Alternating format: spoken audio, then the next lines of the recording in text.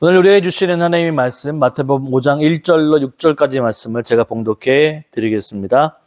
예수께서 무리를 모시고 산에 올라가 앉으시니 제자들이 나온지라 입을 열어 가르쳐 이르시되 심령이 가난한 자는 복이 있나니 천국이 그들의 것이며 애통하는 자는 복이 있나니 그들이 위로를 받을 것이며 온유한 자는 복이 있나니 그들이 땅을 기업으로 받을 것이며 의에 줄이고 목마른 자는 복이 있나니 그들이 배부를 것이며 아멘. 제자로 살기 첫 번째, 성도는 제자로 살 때 복이 됩니다라는 제목으로 함께 은혜를 나누기를 원합니다. 오늘은 질문을 드리면서 말씀을 한번 시작해 보도록 하겠습니다. 여러분은 제자이십니까? 네, 여러분은 제자이십니까? 이 질문에 어떤 분은 네 라고 하시는 분들도 계실 것이고, 또 다른 분들은 나는 아직 제자가 되려면 멀었어, 아직 부족해 라고 생각하시는 분도 계실 것입니다. 아니면 제자는 나와는 전혀 상관이 없어 라고 하는 분들도 계실 것입니다. 후안 카를로스 오르티즈라고 하는 목사님이 지은 유명한 책 중에 제자입니까? 라고 한 책이 있습니다. 우리는 예수님을 믿고 받아들이게 되면 구원함을 받습니다. 구원받은 백성들은 이 초보적인 어린 아이의 신앙에서 이제 예수님을 닮아가는 장성한 분량에 이르기까지 자라가야 합니다.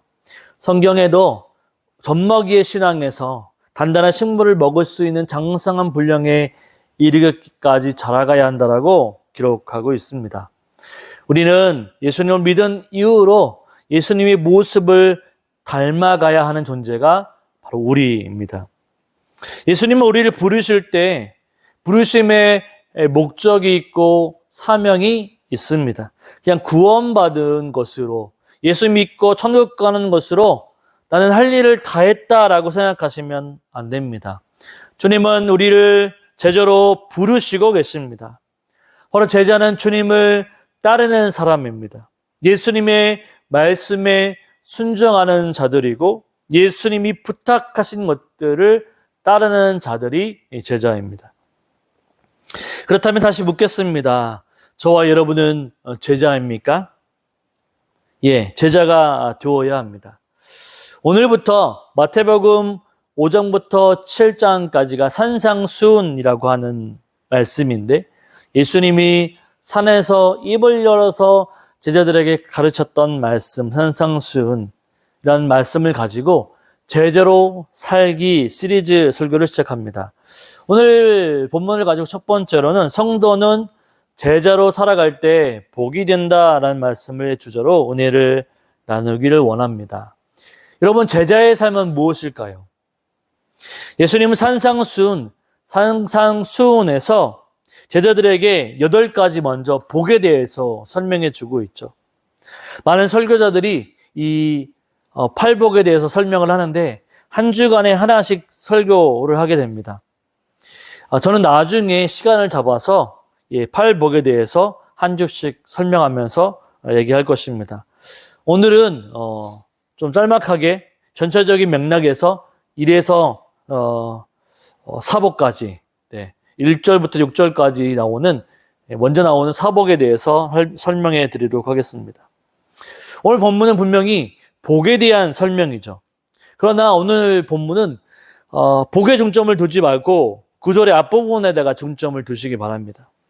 예수님은 복을 받으려면 어떻게 하라라고 말씀하지 않으셨습니다. 이런 삶을 사는 자는 복이 있다라고 말씀도 해주시지 않았죠.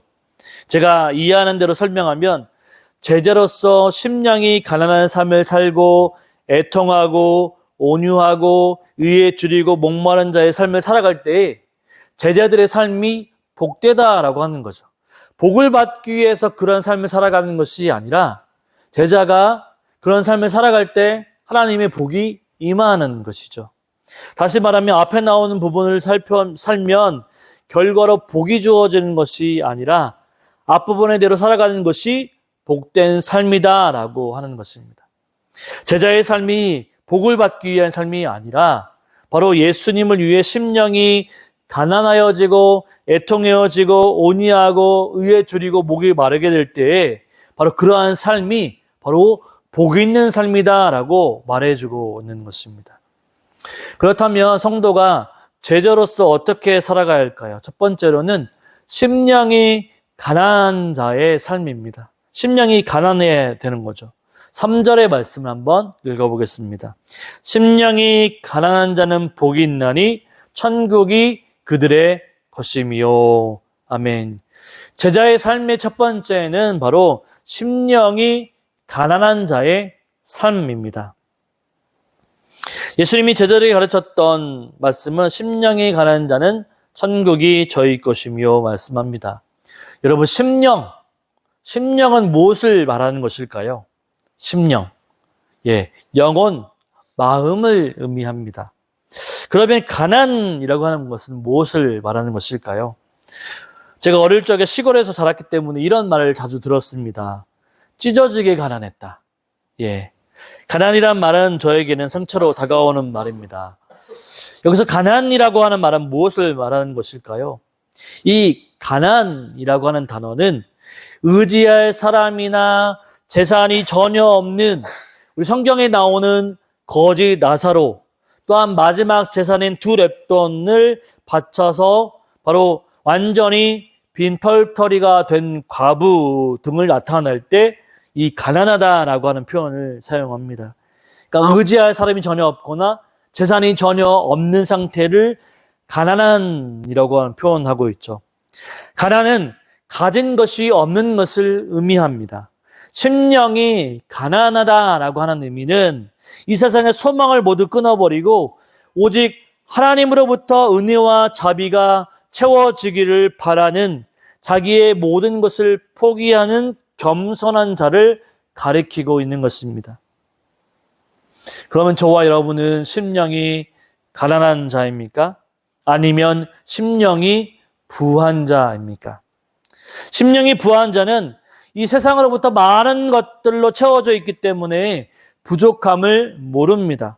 이 세상의 경제적인 것들로 만족해하고 자녀들이 잘 돼서 큰 걱정이 없고 노후 대비해서 잘 되어져 있어서 전혀 근심과 걱정이 없는 사람들이죠. 이러한 사람들에게는 바로 예수님이 들어갈 자리가 없습니다. 세상에 부족함이 없고 생활이 안정되어 있기 때문에 하나님 없이도 잘 사는 것 같습니다. 그래서 나라가 선진국이 되면 기독교의 인구가 감소가 됩니다. 예수를 믿지 않아도 잘 먹고 잘 살고 아무런 걱정 없이 살아갈 수 있기 때문이죠. 지금 우리나라의 기독교의 인구의 감소도 마찬가지라고 할 수 있습니다. 제가 어릴 적에 주일학교에 여름 성경학교를 할 때만 해도 동네에 거의 절반 이상의 아이들이 성경학교에 참석했습니다. 그때는요, 성경학교를 하게 되면 일주일씩 했습니다. 새벽 기도에도 참석하고 오전 집회도 있고 오후 집회까지도 있었습니다. 경제적인 풍요, 심령의 풍요로움이 하나님을 찾지 못하게 만드는 요인이 되어버린 것입니다. 예수님이 말씀하시는 심령이 가난한 자라고 하는 것은 무엇을 말씀하는 것일까요? 심령이 가난한 자는 세상의 것들로 자신의 가난함을 채우려고 하는 자가 아니라 바로 주님을 채우려고 하는 사람입니다. 내 안에 있는 빈자리를 세상의 것들로 채우려고 하는 것이 아니라 바로 예수님으로 채우려고 하는 사람이죠. 심령이 가난하게 될 때 우리는 온전하게 주님을 바라볼 수 있고 주님을 채울 수 있고 따를 수 있습니다. 사람은요, 욕심이 아주 많습니다. 이 사람의 욕심은 한이 없고 끝이 없습니다. 그래서 뷔페 같은 곳, 무한리필 뷔페 같은 곳에 가면 배가 다 찼는데도 계속 음식을 집어넣습니다. 또한 좋은 집에 살고 있는데 더 좋은 집에 살고 싶고 지금도 충분하게 누리고 있는데 남과 비교하여 뒤처진다고 생각하면서 시기하고 악착같이 더 높아지려고 하는 것이 인간의 모습이죠.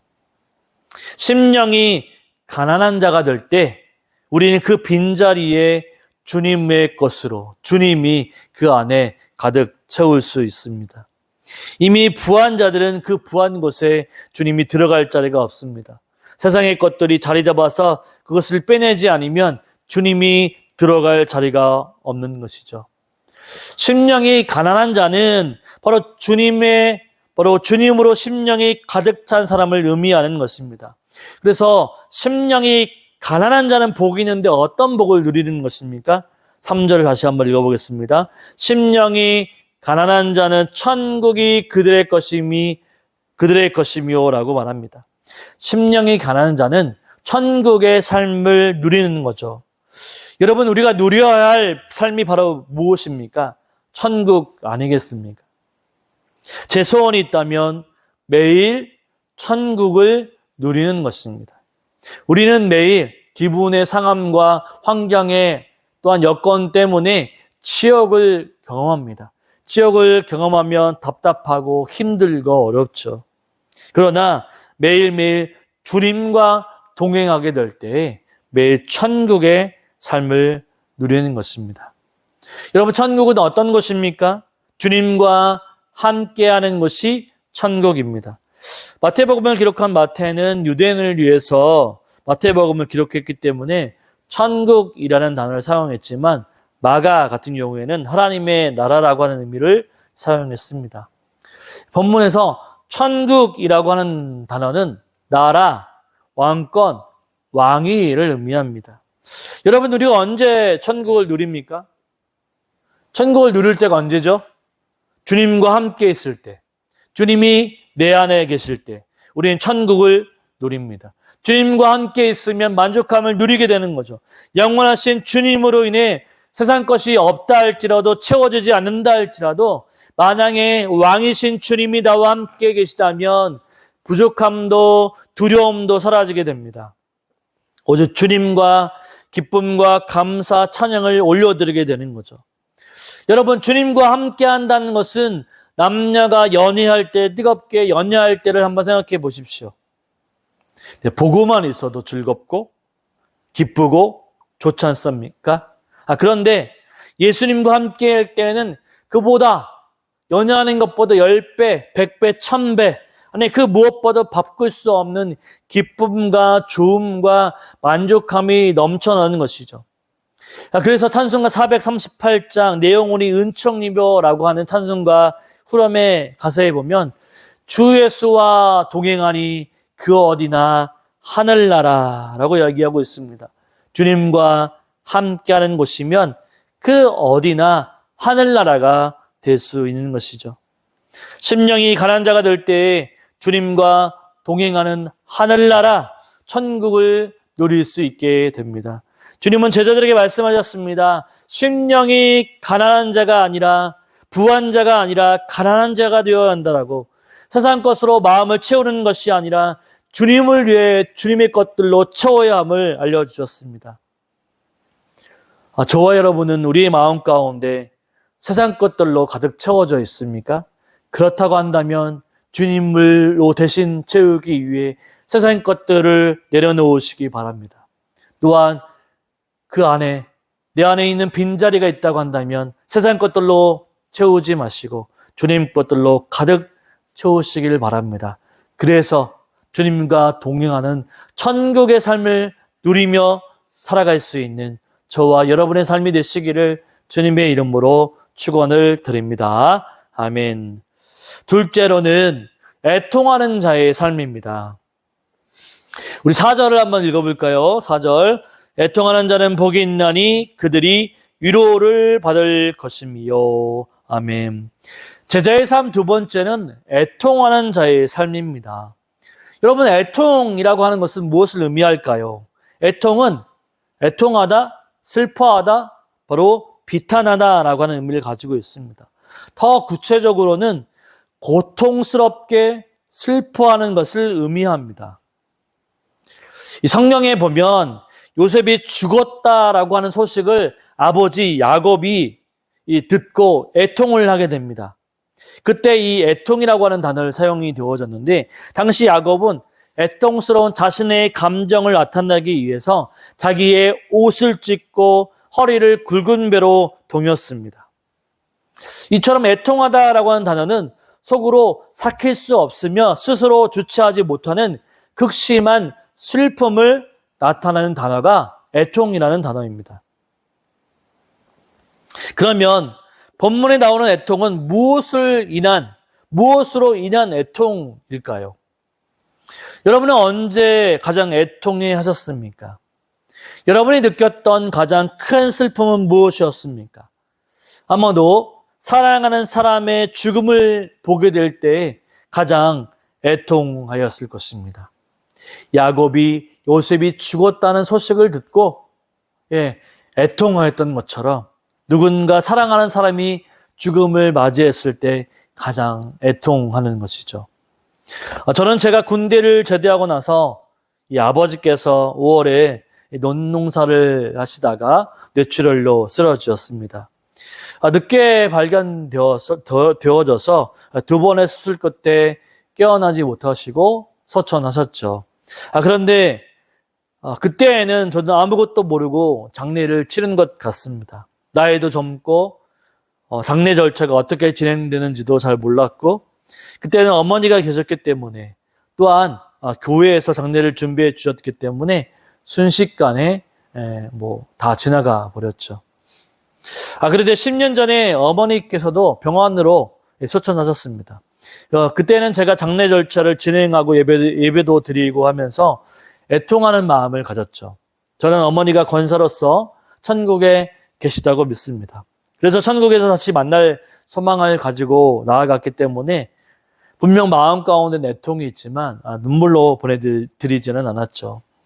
여러분, 이 사랑하는 사람이 죽음을 맞이하고 장례를 치르게 될 때에 우리는 그때 가장 애통을 하게 될 것입니다. 바로 영원한 헤어짐, 또한 잘 해주지 못한 미안함들, 그런 여러 가지 감정들이 통해서 애통함을 느끼게 되는 거죠. 그러나 본문을 잘 들여다보십시오. 본문은 제자들에게 예수님이 하신 말씀입니다. 예수님은 제자들에게 애통해라, 애통하는 자가 복이 있다라고 말씀을 하십니다. 지금 애통해야 하는 대상들은 누구입니까? 제자들인 거죠. 제자들은 애통해야 합니다. 무엇을 애통해야 될까요? 무엇보다도 자신이 죄인임을 애통해야 한다는 것이죠. 사람은 죄인입니다. 성경에서 죄인은 어떤 결과를 맞이하게 됩니까? 죄인은 사망, 죽음을 맞이하게 됩니다. 영원한 죽음을 맞이하게 됩니다. 그래서 예수님은 제자들에게 애통해야 한다라고 가르쳐주고 있는 거죠. 성경은 자신이 죄인임을 깨닫고 애통하며 이 죄를 해결할 수 있는 분이 내가 아니라 바로 예수님이다라고 하는 것을 믿어야 합니다. 나는 철저하게 죄인이구나.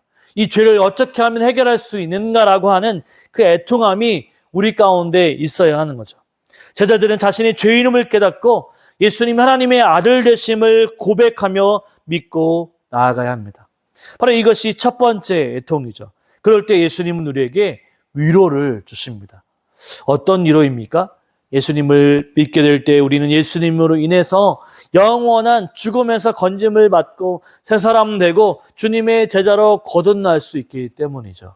우리는 철저하게 자신의 죄인임을 고백하고 그것에 대해서 바로 애통해야 합니다. 성경은 이사야 61장 1절로 3절에서 이것을 이야기하고 있습니다. 제가 한번 읽어드리겠습니다. 주 여호와의 영이 내게 내리셨으니 이는 여호와께서 내게 기름을 부으사 가난한 자에게 아름다운 소식을 전하게 하려 하심이라. 나를 보내사 마음이 상한 자를 고치시며 포로된 자에게 자유를, 갇힌 자에게 노임을 선포하며 여호와의 은혜의 해와 우리 하나님의 보복의 날을 선포하여 모든 슬픈 자를 위로하되 무릇 시온에서 슬퍼하는 자에게 화관을 주어 그 죄를 대신하여 기쁨으로 그 슬픔을 대신하여 찬송의 옷으로 그 근심을 대신하시고 그들의 의의 나무 곧 여호와께서 심으신 그 영광을 나타낼 자라 일컬음을 받게 하려 하심이라. 아멘. 바로 자신이 죄인임을 애통하며 나아갈 때 그 죄를 해결하신 분 예수님을 바라보게 되고 믿게 되는 것이죠. 그렇게 우리는 날마다 우리 죄에 대해 애통해야 합니다. 또한 우리의 죄뿐만 아니라 이 세상에 예수가 없어서 죽어가는 영혼들을 위해서 애통해야 합니다. 제자들은요, 자신만 구원받은 것으로 끝나는 존재가 아닙니다. 바로 제자들은 예수님을 전하는 자들이죠. 바로 이들에게 필요한 것은 예수님을 알지 못해서 비참하게 살아가는 바로 그들을 죄의 종으로 살아가는 그들에게 바로 그들을 애통하며 슬퍼하면서 바로 그들에게 예수 그리스도를 전해 주어야 한다라고 하는 거죠. 죽어가는 영혼들을 위하여 아무 반응이 없는 것이 아니라 바로 그들도 예수가 필요한 존재라고 하는 것을 깨닫고 그들을 바라보면서 애통해하고 슬퍼하는 것, 바로 그것이 애통하는 자의 삶입니다. 그래서 우리가 그 예수 그리스도의 사랑을 전해주게 될 때 그들은 하늘의 위로를 받게 될 것입니다. 세상 어디에도 얻지 못하는 하나님의 위로, 하늘의 위로를 얻게 되는 거죠. 저와 여러분 애통합시다. 아직도 예수님을 모르는 분들이 이 세상에는 너무나도 많습니다. 예수가 필요한 사람들이 너무나도 많습니다. 이들을 위해 예수님을 전해주어야죠. 주님이 전해주시는 위로를 우리가 생각하면서 그들이 위로받을 수 있도록 하늘의 위로를 증거하며 나아갈 수 있는 저와 여러분의 삶이 되시기를 주님의 이름으로 축원을 드립니다. 아멘. 셋째로는 온유한 자의 삶입니다. 우리 5절 말씀을 보겠습니다. 온유한 자는 복이 있나니 그들이 땅을 기업으로 받을 것이며. 제자의 삶 세 번째는 온유한 자의 삶이죠. 온유하다라고 하는 말은 무엇을 의미할까요? 친절하다, 겸손하다라는 의미를 가지고 있습니다. 질문 하나 해볼까요? 여러분은 온유한 자이십니까? 예수님은 제자들에게 온유한 자가 되어야 한다라고 가르쳐 주십니다. 이 온유는요, 신약성경 갈라디아서 5장에 보면 성령의 9가지 열매가 나옵니다.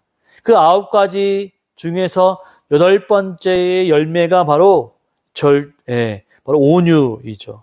오래 참음 다음에 이 온유가 나오고 온유 다음에 마지막 절제가 나옵니다. 온유라고 한 단어는 성품이죠. 제자들이 갖추어야 할 성품입니다. 이 성경에 보면 온유한 사람을 소개하고 있습니다. 누가 온유한 사람이었을까요? 바로 모세라고 하는 사람입니다. 민수기 12장 3절을 보면 이 사람 모세는 온유함이 지면의 모든 사람보다 더하더라라고 기록하고 있습니다. 여러분 모세를 생각해 보세요. 이스라엘 백성들을 애굽에서 출애굽시켜 하나님이 예비하신 땅인 가나안 땅으로 이끄는 지도자였습니다. 모세는 출애굽기부터 나오는데 출애굽기, 민수기 등을 보게 되면 바로 이스라엘 백성들이 얼마나 모세를 괴롭히고 말도 듣지 않고 원망했던 사건들을 보게 됩니다. 한두 번이 아니죠. 그런데 모세는 참고 인내하며 온유했습니다. 하나님께 하소연도 많이 했습니다. 그러나 모세는 이스라엘 백성들을 온유하며 참고 인내하며 이끌었습니다. 예수님도 제자들에게 바로 온유함을 말씀해 주십니다. 세상의 사람들은 자기의 주장이 많습니다. 자기 마음대로 되지 않을 때, 또한 자기가 조금이라도 손해를 보게 될 때 원망하고 비방하고 모욕합니다. 원수로 생각합니다. 그러나 제자들은 이러한 고난을 당해도 어떻게 해야 할까요? 바로 온유함을 품고 기다려주고 사랑해 줘야 합니다. 제자로서 살기 위해서는 바로 온유함의 성품을 가지고 있어야 합니다. 저와 여러분은 어떻습니까? 이 온유함이 있습니까? 남들이 나쁜 말을 해도, 나를 비방해도, 삿대질을 하고 모욕을 할지라도, 바로 나에게 손해를 입히고 위협을 가할지라도 온유함으로 살아가실 수 있습니까? 물론 우리는 그렇게 할 수 없습니다. 그러나 예수님이 우리와 함께 하시면 주님이 우리와 동행하시면 우리는 온유함으로 나아갈 수 있는 것이죠. 온유한 자가 누리게 될 복은 무엇입니까? 바로 땅을 기업으로 받게 됩니다. 한국 사람들은 땅을 그렇게 좋아하죠. 우리 속담에도 땅에 관련된 속담이 있습니다. 어떤 속담입니까? 사촌이 이 땅을 사면 배가 아프다라는 속담이 있습니다. 남이 잘 되는 꼴을 보지 못한다라는 뜻이죠. 한국 사람들은 기본적으로 땅에 대한 욕심이 많습니다. 그래서 땅 투기, 부동산 투기라고 하는 말도 있고, 요즘 뉴스에 많이 나오는 양평이 뜨고 있는데 거기에도 별다른 문제가 아닌데 양평에 누군가의 땅이 있어서 고속도로를 만드냐 못 만드냐라고 하는 논란이 있습니다. 여러분, 예수님이 제자들에게 말씀하실 때 우리가 눈에 보이는 땅에 대해서 말씀하고 있는 것일까요? 그렇다면 제자들은 부자가 되었을 것입니다. 그래서 더욱 온유해지려고 할 것이죠. 수단과 방법을 가리지 않고 온유해지려고 할 것입니다. 그래서 예수님이 땅을 주신다고 하니까 나는 이제 부자가 되겠구나 라고 생각했을 것이죠. 그런데 예수님 말씀하신 땅은 우리가 생각하는 그 땅이 아닙니다. 예수님은 제자들에게 하늘의 땅을 말씀하시는 거죠. 주님과 영원히 거하게 될 그 땅을 소유하게 될 것이다 라고 말씀해 주고 계시는 거죠. 베드로후서 3장 13절, 우리는 그의 약속대로 그가 의가 있는 곳인 새하늘과 새 땅을 바라보도다라고 말씀합니다. 하나님, 우리가 살아가는 이 땅에도 땅을 주시지만 그러나 하나님은 이 땅보다 더 좋은 땅을 우리에게 허락해 주시는 거죠. 여러분, 이 세상에서 땅을 소유하고 너무 애쓰지 마십시오. 우리에겐 더 좋은 땅, 새 땅이 준비되어 있습니다. 우리가 온유함으로 주님을 위해서 살아가면 이 땅보다 더 좋은 새하늘과 새 땅을 우리에게 기업으로 주시게 될 것입니다. 우리는 주님의 약속을 믿고 나아가는 존재들입니다. 반드시 주님은 우리에게 땅을 허락해 주실 것입니다. 그래서 어떠한 순간에도 어떤 사람들이 비방하고 원망하고 한다 할지라도 제자의 삶을 포기하지 마시고 온유함으로 살아가실 수 있는 저와 여러분이 되시기를 주님의 이름으로 축원을 드립니다. 아멘. 마지막 네 번째로 의에 줄이고 목마른 자의 삶입니다. 우리 6절 말씀을 한번 읽어볼까요? 의에 줄이고 목마른 자는 복이 있나니 그들이 배부를 것이며. 네 번째 제자의 삶은 의에 줄이고 목마른 자의 삶입니다. 의란 무엇일까요? 바로 의로움, 올바름이라는 뜻을 가지고 있습니다. 그러면 의에 줄이고 목마른 자라는 뜻은 무엇일까요? 줄인다라고 하는 말은 시장하다, 배고프다라는 뜻입니다. 그리고 목마르다라고 하는 뜻은 갈증을 의미하는 거죠. 그러니까 의에 줄이고 목마른 자는 의로움, 올바름을 갈망하는 사람들을 의미합니다. 다시 말하면 의로움, 올바름에 대해서 이 세상에 대해서 나타내고자 하는 사람이죠. 여러분, 의에 줄이고 목이 말라 부셨습니까? 의에 대해서 갈증을 느껴보신 적이 있으십니까? 여름철에 야외를 돌아다니다 보면 목이 타고 갈증을 느낍니다. 그래서 물을 자주 마시죠. 그것은 물에 대한 갈증을 해결하는 것입니다. 그러면 의에 줄인다라고 하는 것은 의에 대한 갈증을 해결할 수 있어야 하는 거죠. 그러면 의란 무엇인가? 먼저 윤리적인 의가 있습니다. 이 세상에서 윤리가 땅에 떨어지고 불의가 가득한 바로 득세하는 것에 대해서 깊은 회의를 느끼면서 의를 갈망하는 거죠. 그래서 바른 소리를 내는 것입니다. 편안하게 그냥 좋은 게 좋은 거다라고 하는 것이 아니라 참견하지 않고 그냥 있는 것이 아니라 불의한 것을 올바른 것으로, 불공평한 것을 공평한 것으로 변화시키는 일을 하는 것이 바로 이 윤리적인 의라고 말할 수 있습니다. 또 뿐만 아니라 바로 종교적인 의가 있다고 말할 수 있습니다. 즉 죄인을 심판하시고 또한 멸시하시며 의인을 보호하시는 하나님의 심판과 구원의 기준인 의가, 공의가 있습니다. 이 땅에 하나님의 의가 드러날 수 있도록 우리는 그것을 해야 된다고 하는 거죠. 이 땅에 오직 의는 하나님밖에 없다. 하나님이 이 땅을 심판하시고 또한 그 죄값으로 형벌을 허락해 주신다라고 하는 거죠. 제자들은 이 땅에 하나님의 의를 드러내야만 합니다. 하나님이 이 땅을 공으로 심판하시게 될 것이죠. 부한 자나 가난한 자나 건강한 자나 연약한 자나 학식과 재능이 높은 자나 없는 자나 아무런 상관없이 하나님은 바로 공평하게 심판하십니다. 뿐만 아니라 하나님은 하나님밖에 없는 독생자 예수 그리스도를 십자가에 죽게 하심으로 누구든지 바로 십자가에 달리신 예수님을 믿기만 하면 구원을 얻게 주시는 분이시죠. 이것은 바로 죄인이 불의에서 건짐을 받을 수 있는 해결책을 제시해 주신 것입니다. 죄인이 의인으로 나갈 수 있는 것은 바로 예수님을 믿는 길밖에 없다라고 하는 거죠. 그래서 누구든지 예수 그리스도를 믿게 되면 그 의가 우리에게 와서 의롭다라고 칭함을 받게 되는 것입니다. 이 세상에 의로운 자가 하나도 없습니다. 성경은 의인은 없나니 하나도 없다라고 했습니다. 우리는 다 죄인이죠. 죄인은 하나님의 의에 도달할 수 없습니다.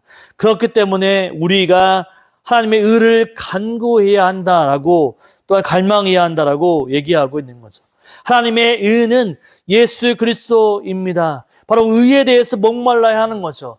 바로 예수 그리스도가 바로 하나님이 보내신 의라고 예수를 믿어야 한다라고 그런 갈망과 갈증이 우리 가운데 있어야 합니다. 예수님은 풍요로우십니다. 예수님은 모자람이 없으신 분이시죠. 그래서 수가성 여인이 물을 뜨러 우물가에 왔을 때 예수님은 우물가 여인에게 말씀하죠.